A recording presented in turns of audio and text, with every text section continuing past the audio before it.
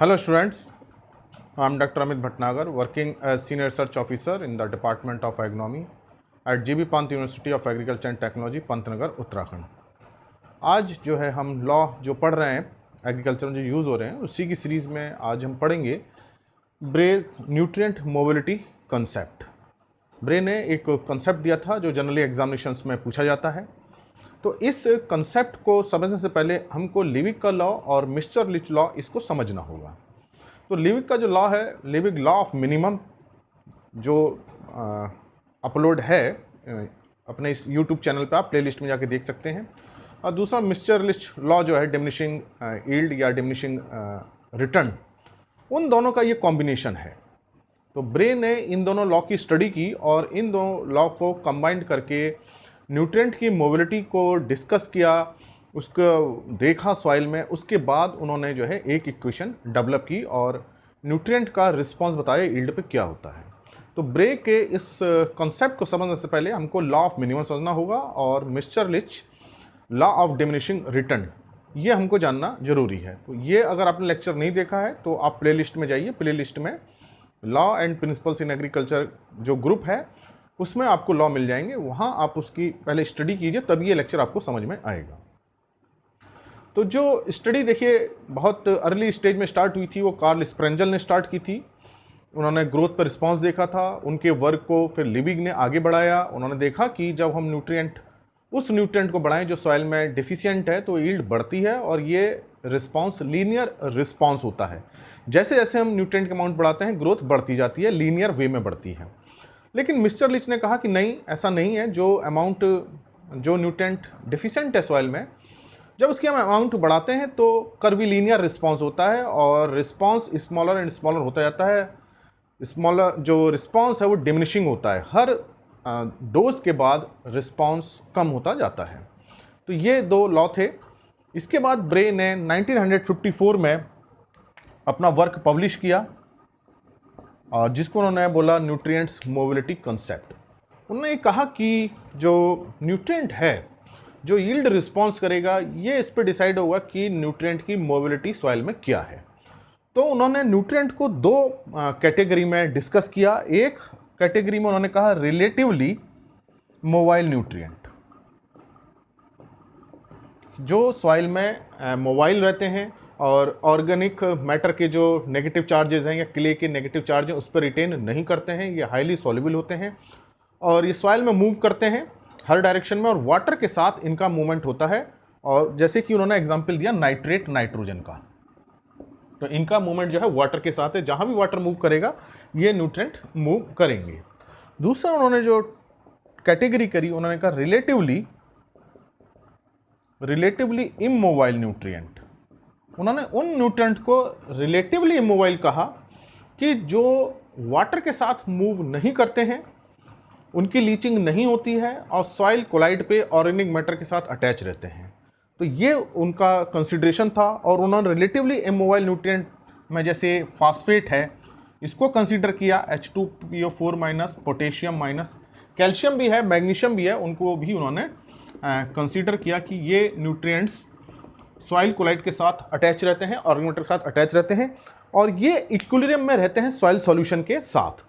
तो इनका एक्सचेंज होता रहता है, सॉइल सॉल्यूशन में आते हैं, फिर क्ले कॉम्प्लेक्स पाए जाते हैं या ऑर्गेनिक मैटर पाए जाते हैं, फिर सॉल्यूशन में आ जाते हैं। जब प्लांट इनको एब्जॉर्ब करता है तो ये फिर से इक्विलिब्रियम मेंटेन हो जाता है। तो दो उन्होंने कैटेगरी में न्यूट्रिएंट को डिवाइड किया।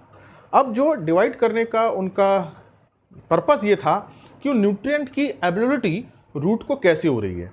तो जो रिलेटिवली मोबाइल न्यूट्रिएंट है वो वाटर के साथ मूव कर रहा है, उसकी लीचिंग भी हो रही है, हॉरिजॉन्टल मूवमेंट भी हो रहा है, अपवर्ड मूवमेंट भी है, डाउनवर्ड भी है। तो इसकी एबिलिटी, रिलेटिवली मोबाइल न्यूट्रिएंट की एबिलिटी रूट को बहुत ज़्यादा है, जबकि रिलेटिवली मोबाइल न्यूट्रिएंट की एबिलिटी सॉइल में प्लांट की रूट्स को बहुत कम है। तो उन्होंने दो तरह का वर्ड्स दिए, root system sorption zone and root surface sorption zone.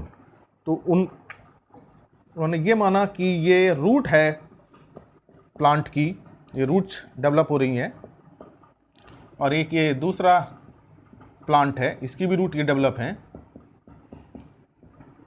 तो इसमें जो मोबाइल न्यूट्रिएंट है वो इतने एरिया तक सॉइल में अवेलेबल हो सकता है, क्योंकि ये मूव कर रहा है तो यहाँ से भी आ सकता है, इधर से भी आ सकता है, ऊपर से भी आ सकता है, नीचे लीच भी कर सकता है। तो काफ़ी बड़े जोन में उस मोबाइल न्यूट्रिएंट की अवेलेबिलिटी है। तो ये मोबाइल न्यूट्रिएंट के लिए अवेलेबिलिटी जोन है न्यूट्रिएंट प्लांट्स के लिए। तो उन्होंने इस पूरे एरिया को जो रूट के चारों तरफ फैला हुआ, केवल रूट तक कन्फाइंड नहीं है, उसको उन्होंने कहा root system sorption zone. Root system sorption zone. तो ये काफ़ी बड़ा जोन है, लेकिन जो ये इमोबाइल न्यूट्रिएंट्स हैं उसके लिए उन्होंने कहा कि चूंकि इसकी मोबिलिटी बहुत कम है तो इसकी जो कन्फाइंड रहता है न्यूट्रिएंट केवल ये रूट के बहुत क्लोज रहता है। रूट हेयर के चारों तरफ जो है एक नैरो जोन होता है, बहुत नैरो जोन है, केवल न्यूट्रिएंट की अवेलेबिलिटी वहीं होती है।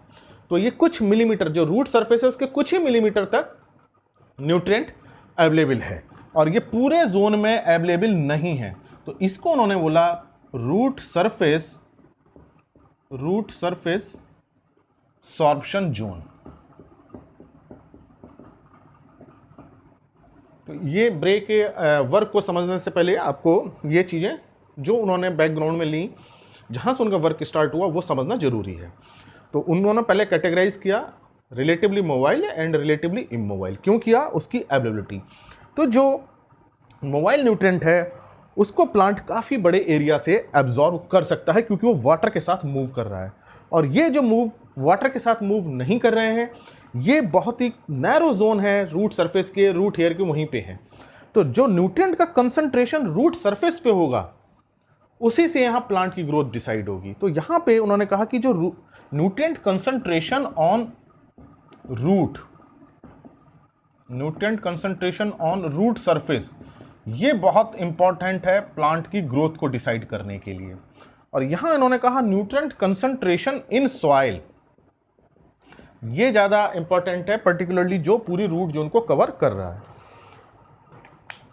अब यहां से बिल्कुल उनकी थिंकिंग बिल्कुल सही थी। उन्होंने जो कंसेप्ट दिया, यहां पे जो न्यूट्रिएंट की एबिलिटी हो रही है वो किससे हो रही है? डिफ्यूजन से हो रही है एंड रूट इंटरसेप्शन।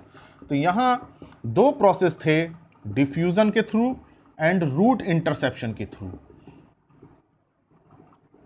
अब जो डिफ्यूजन के थ्रू जो न्यूट्रिएंट मूव करता है उसमें ये इंपॉर्टेंट है कि न्यूट्रिएंट का सॉइल में कंसंट्रेशन क्या है, तो हाई कंसंट्रेशन से लो कंसंट्रेशन की तरफ मूव करेगा।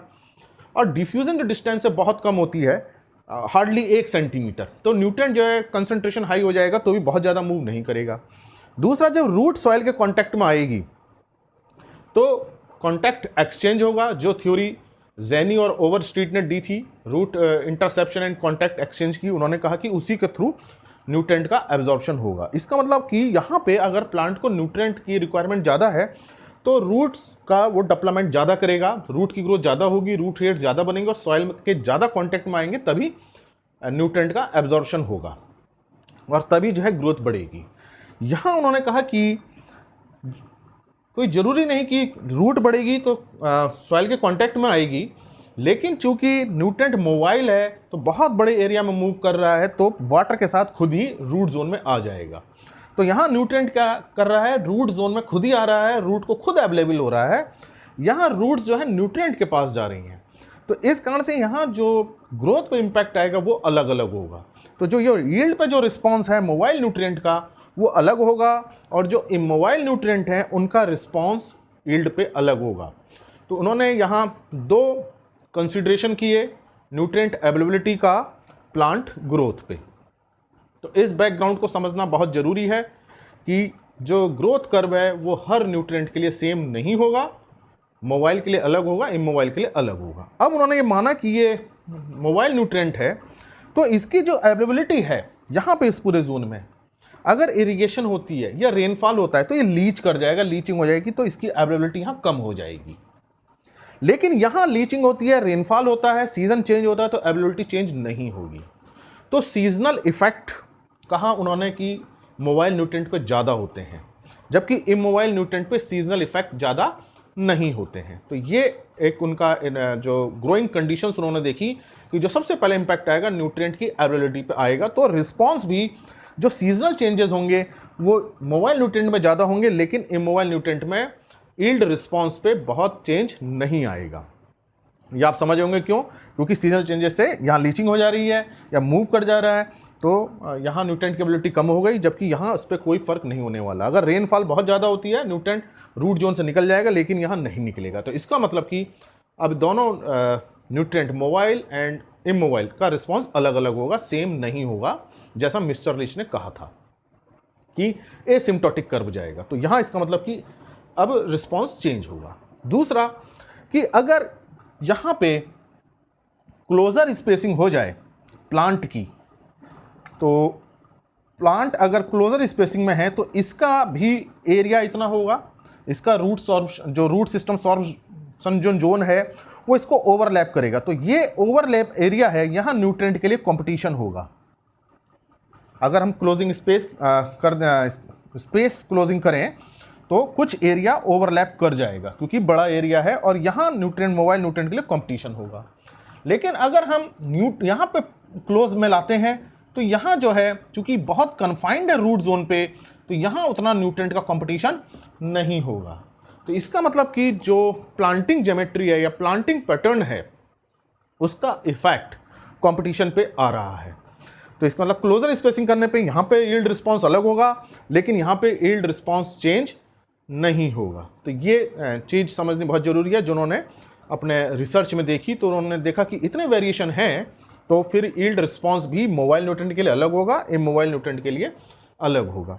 फिर जब फर्टिलाइज़र जो अप्लाई कर रहे हैं, तो जब फर्टिलाइज़र जब पूरी सॉइल में अप्लाई करते हैं यहाँ पे, तो पूरे सॉइल में अप्लाई करने से चूंकि रूट्स हैं और वाटर के साथ मूव करके ये अपवर्ड मूवमेंट भी होता है कैपिलरी राइज के थ्रू मोबाइल न्यूट्रिएंट का, और नीचे की तरफ भी होता है लीचिंग के थ्रू।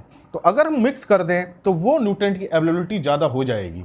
लेकिन अगर यहाँ पूरी सॉइल में हम यहाँ न्यूट्रिएंट अप्लाई कर दें, फास्फेट फर्टिलाइजर का अप्लाई कर दें, तो केवल वही फास्फोरस अवेलेबल होगा जो इसकी रूट सरफेस पे होगा। तो इसका मतलब कि फर्टिलाइजर अप्लाई करने से यहाँ यील्ड रिस्पॉन्स अलग आएगा, यहाँ यील्ड रिस्पॉन्स अलग आएगा। तो उन्होंने ये देखा कि जो न्यूट्रिएंट की मोबिलिटी है वो काफ़ी कुछ डिसाइड कर रही है प्लांट ग्रोथ रिस्पॉन्स को। तो एक जो इक्वेशन है मिस्टर लिच की, वो दोनों के केस में सेम नहीं हो सकती। अब उनका जो रिसर्च फाइंडिंग थी, उन्होंने ये देखा कि जो मोबाइल न्यूट्रिएंट हैं, मान लीजिए कि यहाँ पे 50 कुंटल यील्ड पर हेक्टर मान लेते हैं कि फिक्स है कि जब एडुकेट अमाउंट है न्यूट्रिएंट की, मान लीजिए नाइट्रोजन है, नाइट्रोजन की स्टडी कर रहे हैं, सारे न्यूट्रिएंट एडुकेट अमाउंट में है केवल नाइट्रोजन को छोड़ के, और नाइट्रोजन भी जब एडुकेट है तो 50 कुंटल पर हेक्टर के लिए यहाँ 100 kg नाइट्रोजन की जरूरत है। कि जब 100 kg नाइट्रोजन इस सॉइल में होगी, इस जोन में होगी, पूरे रूट सिस्टम में होगी, तो यील्ड 50 कुंटल पर हेक्टर मिलेगी। अब जैसे जैसे ये, अब देखिए 100 kg तो अवेलेबल नहीं रह पाएगी, क्योंकि वो मोबाइल है, लीचिंग हो जाएगी, सरफेस रन ऑफ हो जाएगा, बायोलॉजिकल टेम्परेरी भी हो सकती है, तो बहुत सारे लॉस हैं। तो इसका मतलब ये 100 kg मेंटेन नहीं रहेगी। अगर 100 kg मेंटेन रहती तो 50 कुंटल आएगा। तो जैसे ही ये नाइट्रोजन कम होगी, इसकी यील्ड कम हो जाएगी। अब जैसे इसकी एबिलिटी बढ़ेगी, इसकी यील्ड बढ़ जाएगी। तो उन्होंने कहा कि जो मोबाइल न्यूट्रिएंट हैं उनका जो डायरेक्ट लिंकेज है यील्ड से। तो जैसे ही मोबाइल न्यूट्रिएंट की एबिलिटी बढ़ती है, यील्ड डायरेक्टली बढ़ती है। तो ये एक बड़ा कंसेप्ट था उनका कि मोबाइल न्यूट्रिएंट का डायरेक्ट रिलेशनशिप यील्ड से है, और यील्ड टारगेट कितना है उसी से मोबाइल न्यूट्रिएंट की क्वांटिटी डिसाइड होती है। तो ये आपको थोड़ी सी बैकग्राउंड समझनी पड़ेगी, तभी आपको इनका ये जो कंसेप्ट है वो समझ में आएगा।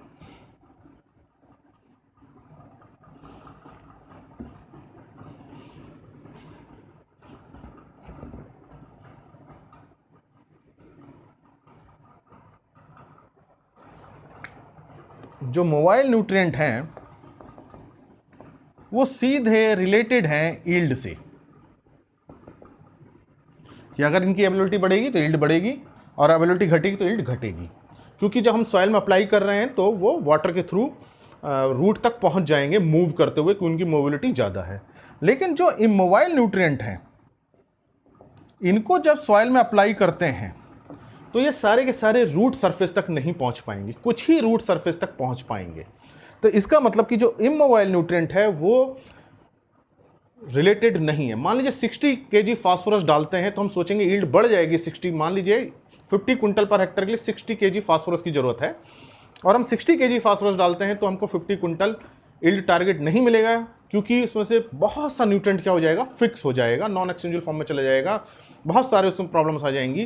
केवल वही फास्फोरस यील्ड में हेल्प करेगा जो रूट सरफेस पर पहुंचेगा थ्रू डिफ्यूजन या रूट इंटरसेप्शन। तो इसका मतलब जो इमोबाइल न्यूट्रिएंट है वो यील्ड से रिलेटेड नहीं है, डायरेक्टली रिलेटेड यील्ड से नहीं है। तो इसका मतलब यहां पे ग्रोथ रिस्पॉन्स अलग है, यहां पे ग्रोथ रिस्पॉन्स अलग है।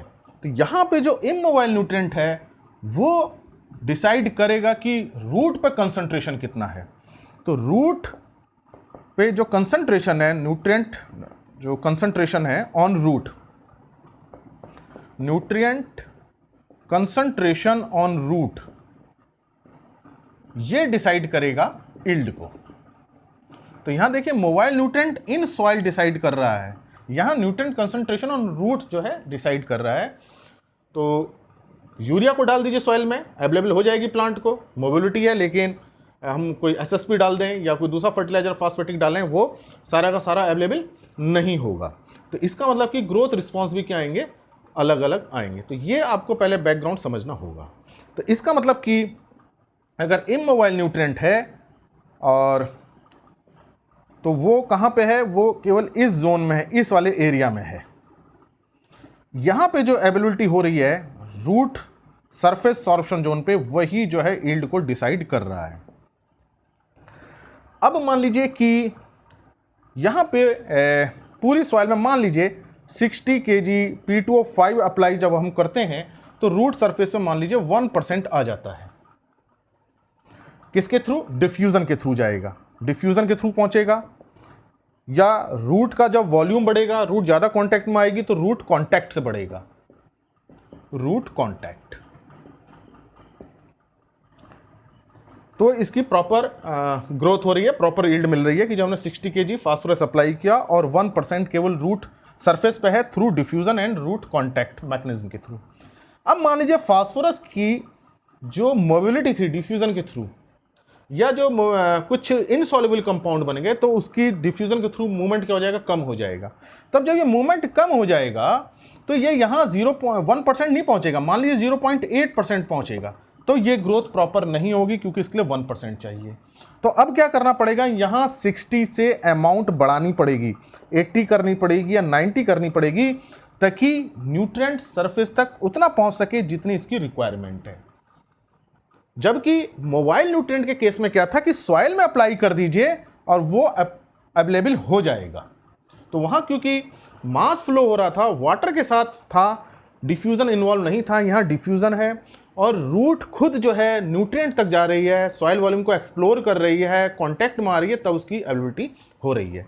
तो ऐसे केस में इमोबाइल न्यूट्रिएंट के केस में अगर उसकी मोबिलिटी रिड्यूस हो गई, मतलब डिफ्यूजन उसका कम हो रहा है या रूट कांटेक्ट कम हो रहा है, कुछ इनसॉल्युबल कंपाउंड बन गए, नॉन एक्सचेंजेबल कंपाउंड बन गए, बहुत रीजन से उसकी मोबिलिटी रिड्यूस हो सकती है, then amount to produce the yield increases. यही कंसेप्ट ब्रे का है।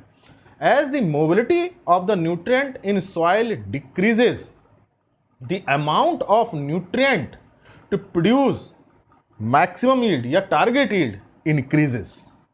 तो ये ब्रे का न्यूट्रिएंट मोबिलिटी कॉन्सेप्ट है कि जैसे जैसे न्यूट्रिएंट की मोबिलिटी कम होती जाएगी तो हमको वो जो पहले यील्ड मिल रही थी वही यील्ड लेने के लिए हमको उस न्यूट्रिएंट की अमाउंट बढ़ानी पड़ेगी। तो ये इमोबाइल न्यूट्रिएंट के लिए ट्रू है। मोबाइल के लिए क्यों नहीं ट्रू है? क्योंकि मोबाइल में जो न्यूट्रिएंट हैं वो वाटर में डिसॉल्व हो जा रहे हैं और क्ले से हेल्ड नहीं हो रहे हैं, ऑर्गेनिक मैटर से हेल्ड नहीं हो रहे हैं, सिस्टम में पूरे सॉइल में बने हुए हैं। तो किसी ना किसी तरह से वाटर जब मूव करता है रूट तक पहुंच जाते हैं। यहां रूट न्यूट्रिएंट तक पहुंच रही है। तो ये दोनों में अंतर है। तो ये न्यूट्रिएंट, ये जो कंसेप्ट था ये ब्रे ने दिया था। अब ब्रे ने ये बताया कि जो मोबाइल न्यूट्रिएंट हैं उनके लिए यील्ड रिस्पॉन्स अलग होगा और जो इमोबाइल हैं उनके लिए यील्ड रिस्पॉन्स अलग होगा। उन्होंने कहा जो मोबाइल न्यूट्रिएंट हैं जैसे नाइट्रेट हैं वो लॉ ऑफ मिनिमम को फॉलो करेंगे। लॉ ऑफ मिनिमम में लीविंग ने ये कहा था कि जो न्यूट्रिएंट डिफिशिएंट है उसकी अमाउंट हम जैसे जैसे बढ़ाते हैं यील्ड बढ़ती जाती है। ये न्यूट्रिएंट अमाउंट है, ये यील्ड है। तो जैसे जैसे न्यूट्रिएंट बढ़ता जा रहा है, जैसे जैसे न्यूट्रिएंट बढ़ता जा रहा है, यील्ड है बढ़ती जा रही है। तो ये लॉ ऑफ लीविग का लॉ था, ये लीविग लॉ ऑफ मिनिमम। तो ब्रे ने ये कहा कि ये लीविग लॉ ऑफ मिनिमम जो है वो मोबाइल न्यूट्रिएंट के लिए है। इसको ध्यान रखिए कि मोबाइल न्यूट्रिएंट की जो कॉन्सेप्ट है वो लिविंग लॉ ऑफ मिनिमम को फॉलो कर रहा है। लेकिन जो इमोबाइल न्यूट्रिएंट हैं, न्यूट्रिएंट एंड यील्ड, ये जो हैं मिस्चर-लिच का जो एसिम्प्टोटिक रिलेशनशिप है, कर्वीलीनियर, एसिम्प्टोटिक कर्वीलीनियर जो है इसको फॉलो करते हैं। ये मिस्चर-लिच लॉ को फॉलो करते हैं। कौन से? इमोबाइल लिच लॉ। ये कौन से न्यूट्रिएंट हैं? Immobile nutrient. तो इसको ध्यान रखिए कि जो ब्रे का न्यूट्रिएंट मोबिलिटी कंसेप्ट है वो कॉम्बिनेशन है लीविंग लॉ ऑफ मिनिमम का and Mitscherlich law of diminishing return का। तो किसी एग्जामिनेशन में पूछा सकता है कि ब्रे न्यूट्रिएंट मोबिलिटी कंसेप्ट किसको या किसके बेस पे है या किसको फॉलो करता है? Liebig law of minimum, Mitscherlich law, both, none of these. तो यहाँ पे क्या आंसर होगा? बोथ। तो इस बात को ध्यान रखिए कि उनका जो न्यूट्रिएंट मोबिलिटी कंसेप्ट है वो दोनों के लिए, लिविंग के लिए मोबाइल न्यूट्रिएंट का है और इमोबाइल न्यूट्रिएंट के लिए मिस्चर-लिच लॉ है। लेकिन मिस्चर-लिच ने ऐसा कोई कंसेप्ट नहीं था मोबाइल या इमोबाइल का। अब यहाँ इमोबाइल न्यूट्रिएंट की जैसी मोबिलिटी रिड्यूस हुई तो अमाउंट क्या हो जाएगी? बढ़ जाएगी। तो मान लीजिए पहले यहाँ अमाउंट ये आ रही थी इस यील्ड लेवल के लिए, इस यील्ड लेवल के लिए थी। अब न्यूट्रिएंट की मोबिलिटी मान लीजिए कम हो गई तो ये अमाउंट क्या हो जाएगी? बढ़ जाएगी उसी यील्ड को लेने के लिए। तो ये फिर ग्राफ कैसे जाएगा? ये इसी यील्ड को लेने के लिए इस न्यूट्रिएंट की बढ़ेगी तो ये फिर ऐसे शो होगा ग्राफ। तो अब देखिए ये जो है बढ़ गई, तो ये इस फॉलो करेगा, ये ऐसे जाकर के, मतलब दोनों जाकर के एक ही पॉइंट पे आकर के मिलेंगे यहाँ पे ऐसे करके। तो जैसे ही न्यूट्रिएंट की मोबिलिटी कम हुई उसकी अमाउंट बढ़ गई। तो यहाँ देखिए जो मिस्चर-लिच की इक्वेशन क्या थी? मिस्चर-लिच ने जो इक्वेशन दी थी log a minus y is equal to log a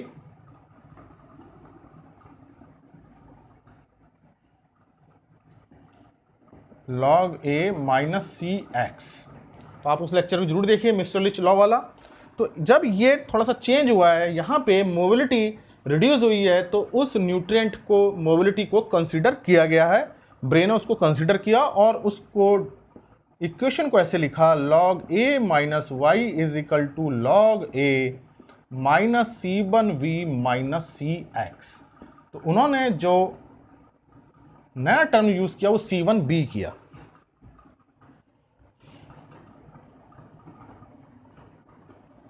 तो इस इक्वेशन को आप ध्यान रखिए। लेकिन ये इक्वेशन किसके लिए है? इमोबाइल न्यूट्रिएंट के लिए है। इसलिए उनका जो न्यूट्रिएंट मोबिलिटी कंसेप्ट है इमोबाइल न्यूट्रिएंट के लिए है।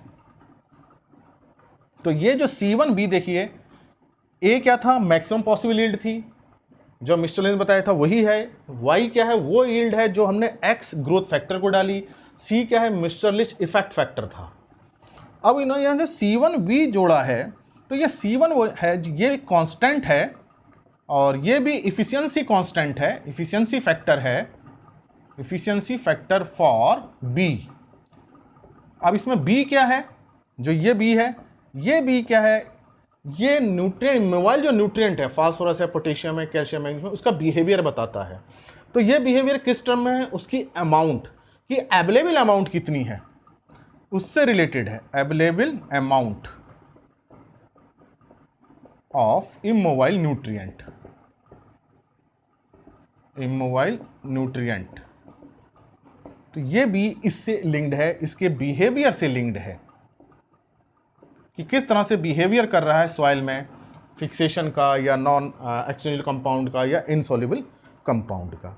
तो ये जो है यही जो है ब्रे की इक्वेशन है, यही ब्रेज न्यूट्रिएंट मोबिलिटी कॉन्सेप्ट है। अब जो इसमें दूसरी इंपॉर्टेंट चीज ये है कि मिस्टर लिच ने जो यहां लिया था ये परसेंटेज ऑफ यील्ड ली थी, जिसको इन्होंने ये 100% यील्ड माना था ए, कि ये जो ए है ये 100% यील्ड है, और यहां हमें परसेंटेज मिल रही है कि 80%, 90%, 80%, 70%, 60%, 50%, 40%, वॉट एवर। तो यहां परसेंटेज ऑफ यील्ड है, यील्ड नहीं है वो परसेंटेज, कितना हम ए ग्रोथ फैक्टर देखते हैं तो हमें कितना परसेंट यील्ड मिलती है। तो यही जो परसेंटेज ऑफ यील्ड है यही मिस्टर लिच सफिशिएंसी कॉन्सेप्ट है या मिस्टर लिच न्यूट्रिएंट सफिशिएंसी फैक्टर है। तो ये आपको समझना होगा कि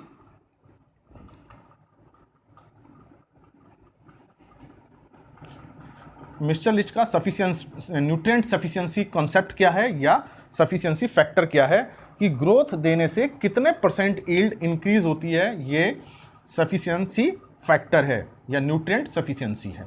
तो ए पे देखिए कि ए जो है मैक्सिमम पॉसिबल यील्ड है, 100% है, और कोई ग्रोथ फैक्टर एक्स देने से मान लीजिए हमें 80% यील्ड मिल रही है।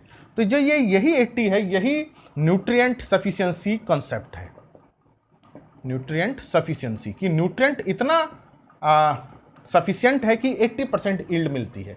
तो ये मिस्टर लिच का न्यूट्रिएंट सफिशिएंसी फैक्टर या न्यूट्रिएंट सफिशिएंसी कॉन्सेप्ट है। अब मान लीजिए कोई न्यूट्रिएंट डोज हमने x1 डाली और उससे 70% यील्ड मिली, तो इसका मतलब यह है कि न्यूट्रिएंट की अमाउंट इतनी है कि उससे 70% यील्ड मिलती है। तो जो ब्रे ने जो इमोबाइल न्यूट्रिएंट के लिए लिया, ब्रे ने जो कंसीडर किया इमोबाइल न्यूट्रिएंट के लिए, उन्होंने सफिशिएंसी, न्यूट्रिएंट सफिशिएंसी लिया कि न्यूट्रिएंट कितना सफिशिएंट है, और मोबाइल न्यूट्रिएंट के लिए उन्होंने न्यूट्रिएंट की अमाउंट ली।